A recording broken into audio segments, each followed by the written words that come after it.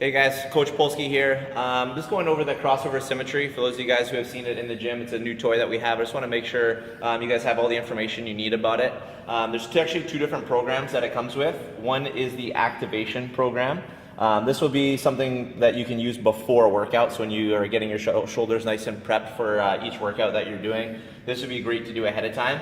On the flip side, we have the strength program. This is a little bit different. This can be done up to 2 to 3 times a week.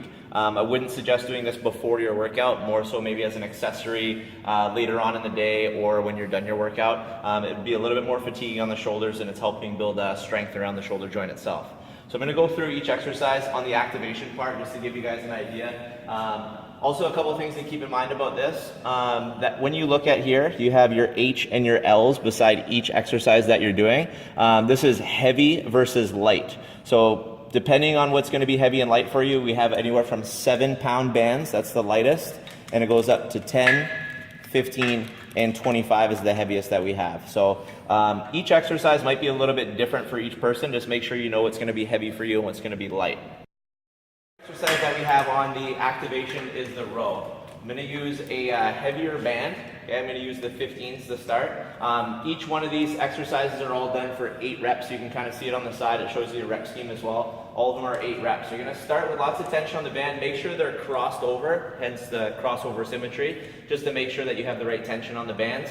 We're going to start in a nice athletic stance. Make sure your hips are set down. The knees are slightly bent, so a soft bend, and we're nice and tight through the midline. Okay, you're going to drive the elbows back into a row, keeping them high above the height of the wrist.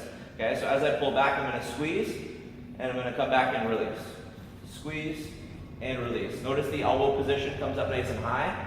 Okay, things that you want to avoid during the row, okay, is pushing the neck forward like this, okay, or extending at the ribs. Okay, we also want to avoid dropping the elbows where they come down here. Okay. Next exercise, the reverse fly. Okay, I'm going to use the light. It has an L beside it, so I'm using light. It's also 8 reps. You're going to start with lots of tension on that band again. Set your athletic stance. Start with those arms extended. You're going to keep your elbows fully locked out. You're going to keep your arm horizontal or parallel to the floor. As you extend back, without reaching the chest forward, you're going to embrace the midline, pull, squeeze, and slow on the way back. Pull, squeeze, slow on the way back. Things you want to avoid here, bending at the elbows, or dropping the arms down. Next one, we have the pull down. Okay, again, we're going a little bit heavier with these. I could probably go up a little bit heavier on this one. There's a couple things you want to keep in mind. Still crossing over the bands, setting the athletic stance. Arms start fully extended. This one, we're actually hinged forward a little bit. So you want to actually drop the chest, so we're a little bit more flat to the floor. As you pull down with your lats, you're going to engage through here first, and then you're going to squeeze your shoulder blades together. So it's almost a 2-part movement. You're going to come down, and then squeeze. You're going to come back. You're going to pull down, and then squeeze. Okay? And as you get more comfortable with this, you can start to blend it together. Pull down, squeeze. Pull down, and squeeze. One here, we have the 90-90. You're actually going to take the band off the top, and you're going to put it onto the bottom attachments. Alright, still crossing over the bands. A little bit different angle now. We're actually going to lift up into a 90-degree angle at the armpits. So 90 degrees, and then at the elbows, pulling up to 90 degrees. Coming back down and reset. Drive back, turn up, back down, and drop. Things you want to focus on here is driving the elbows up higher than the shoulders. Okay, lead with the elbows first. Keeping a nice flat wrist, pulling straight back, keeping 90 degrees at the elbow as well. Okay, try not to get into an extension where you extend here. You want to keep these ribs tucked down and pull up. Next one is the SCAPTION. Okay, you're going to actually face the opposite way this time. You're going to go palms facing down. This one can be in a little bit different stance. Once you're set here, you can have a staggered stance just to control a little bit more balance. Shoulders are set back. You're going to come up to 45 degrees.